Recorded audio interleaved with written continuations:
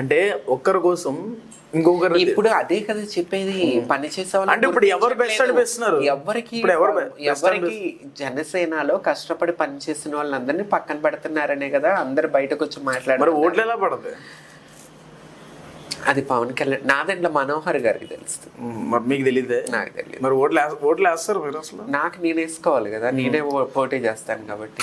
ఇంకొక విషయం ఏంటంటే బయట వినిపిస్తుంది, కొంతమందితో దగ్గర విన్నది ఏంటంటే మీరు ఒక ట్రాన్స్ కమ్యూనిటీ నుంచి వచ్చారు. నవ్వుతున్నారండి, సీరియస్గా అడుగుతున్నారు. తేజాకి నా పర్సనల్ లైఫ్ అంతా తెలుసండి, ఈజ్ మై ఫ్రెండ్, అందుకని పెద్ద చెప్పు. తమన్నా సింహాద్రి ఒక ట్రాన్స్జెండర్. సో అదే ట్రాన్స్జెండర్ నుంచి వచ్చి ఆ ట్రాన్స్జెండర్ కమ్యూనిటీ పేరు చెప్పొద్దు నా దగ్గర, నాకు ఆ కమ్యూనిటీకి సంబంధం లేదు, ఐఎమ్ఏ తమన్నా సింహాద్రి, నేను I'm one and only Tamannaah Simhadri, IMA Tamannaah Simhadri, ఇలాగే చెప్పుకుంటూ తిరుగుతున్నారంట. నీ ముందు చెప్పానా ఇది సర్క్యులేట్ అవుతుంది. I'm human, I'm the human, నేను ఒక మనిషిని, నేను ఒక కేటగిరీకి రిలేటెడ్ కాదు. నేను మహిళలకు అన్యాయం జరిగిన వెళ్తాను, పురుషుడికి అన్యాయం జరిగిన మాట్లాడతాను. ఎంతమంది పురుషుల దగ్గర వెళ్ళారు అంటే అన్యాయం జరిగితే పురుషులకి అన్యాయం జరిగిన మాట్లాడతాను, యాజ్ ఎ ట్రాన్స్ ఫిమేల్స్ కి అన్యాయం జరిగిన వెళ్తాను. ఒక జెండర్ కి నేను పరిమితం కాదు, ఐఎమ్ హ్యూమన్ అనే కాన్సెప్ట్ తో నేను ముందుకెళ్తాను, ముందుకొచ్చాను. అంటే అమ్మాయిల తరపున మాట్లాడారు మీరు, కొన్ని చూసాం. అబ్బాయిల తరపున ఎక్కడ మాట్లాడారు ఒక్కడు కూడా చూడలేదు. లేటెస్ట్గా నాగతేజకి బ్రేకప్ అయినప్పుడు నాగతేజకి నేను ఎంతో సపోర్ట్ చేశాను. గుండెల మీద చేసుకుని నువ్వు మాట్లాడాలి నాగతేజ, నేనే అదే టైంలో నువ్వు ఎక్కడ ఎంత బాధలు ఉంటే నీకు ఎంత ఓర్పు ఎంత ఓదార్పిచ్చానో, నువ్వు ఇది గుండెల మీద నువ్వు యాంకర్ అయితే నీ కెమెరా మీద ఒట్టేసి చెప్పాలా. నువ్వు అడిగిన ప్రశ్నకి నీకు బ్రేకప్ అయ్యి నీ ప్రాణాలు దాకపోయి నువ్వు బాగా ఎమోషనల్ గా ఉన్న టైంలో సిచ్యువేషన్ కెమెరా మీద ఇది ఎడిట్ చేయకూడదు, ఇది ఎడిట్ చేయకూడదు, కట్ చేయడం, ఇది పోస్ట్ చేయాలా. నేను ఆ టైంలో నీకు ఒక ఫ్రెండ్ గా నేను ఎంత ఓదార్పిచ్చి ఇలాంటివి జరుగుతూ ఉంటే మనం ఇవన్నీ పెట్టుకోకూడదు, మనం ముందుకెళ్ళాలని ఎంతో ఓదార్చాను. ఆ ఓదార్పుతోనే నువ్వు ఈ రోజు ముందుకొచ్చి ఈ రోజు ఏ పురుషుడికి చేసావు. ఇలా ఆఫ్ స్క్రీన్ నేను ఎంతో సపోర్ట్ చేస్తాను.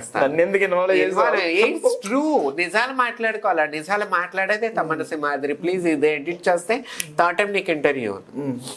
ఓకే, సో మీ పార్టీలో, మీ పార్టీకి సంబంధించి జనసేన పార్టీకి సంబంధించి అరుణా రాయపాటి తెలుసు, అరుణా రాయపాటి తను మంచి స్పోక్ పర్సన్గా ముందుకెళ్తున్నారు. మంచిగా పార్టీ కూడా గుర్తించింది, ఫస్ట్ ఆఫ్ ఆల్ గుర్తించింది, ఇలాగ చేయాలి అలా చేయాలి అని వాళ్ళు కొన్ని సజెషన్లు కూడా ఇస్తున్నారు. సో ఆవిడ గురించి మీరేం చెప్తారు? మీ పార్టీయే కదా.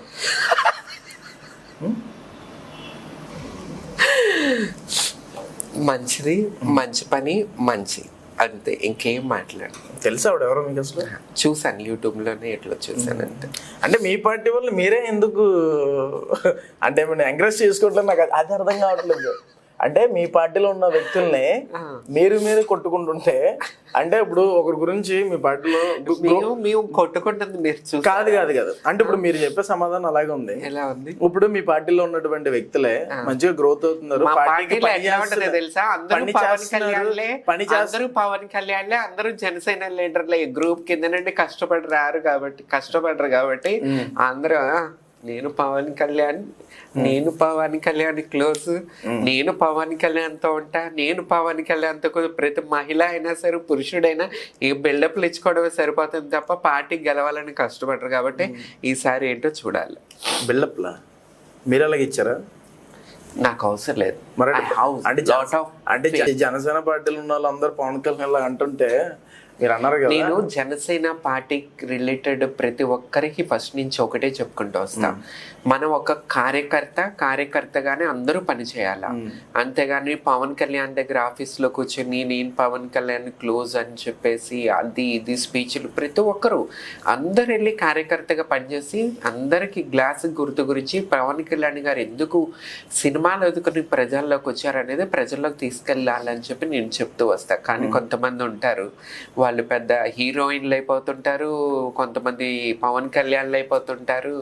ఈ టైపు చేసుకోవటం వల్ల అరే నాకెందుకు Jealousy, భయ్, ఈర్ష్య. నాకెందుకు భయ్, నాకు సినిమాలు ఉన్నాయి, టీవీ షోస్ ఉన్నాయి, నీకు తెలుసు నేను ఇప్పుడు ఒక సినిమా కూడా చేస్తున్నాను, టీవీ షోస్ మరి ఫుల్ చేస్తాను. పేజ్ అడ్డే ఉండొచ్చు కదా, మరి నేను వాయిస్ ఇవ్వాలి డబ్బు ఎవడిస్తాడు? అంటే వాయిస్ ఇస్తావా? వాయిస్ ఇస్తే ఇస్తున్నారా?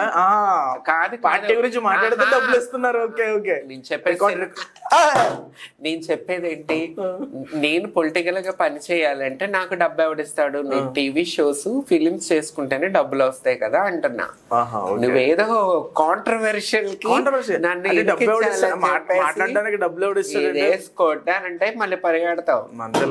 బెజవాడ గడ్డ, ఇది మా అడ్డ, అలానే కానీ బతికేస్తున్నావు.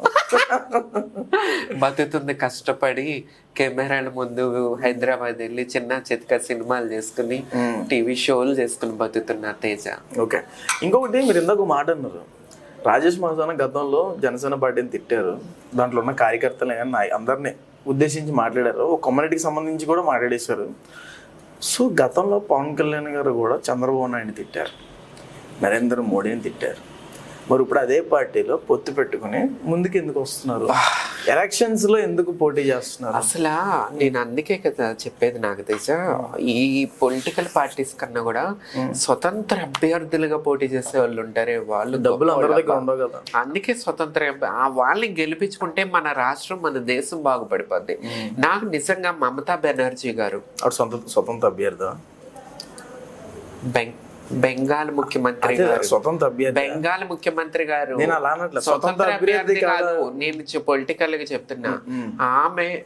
ఆమె దగ్గర కోట్ల ఆస్తులు ముఖ్యమంత్రిగా చేస్తున్నారు.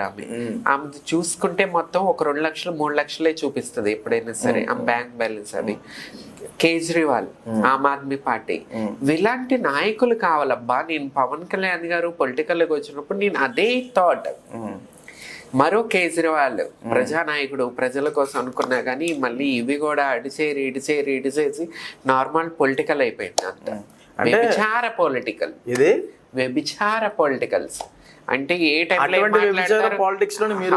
హలో మేము చెప్పేది వ్యభిచార పాలిటికల్ చేసే వాళ్ళ గురించి. అంటే ఏ టైంలో ఎటు మాట్లాడతారు, ఏ టైంలో ఎటు మారిపోతారో తెలీదు. అంటే వీళ్ళు ప్రజలు కన్నా కూడా గెలవాలి ఇప్పుడు 200 కోట్లు పెడితే 500 కోట్లు సంపాదించుకోవాలి, ఆ తపన తప్ప ప్రజలకు ఏమన్నా చెయ్యాలి.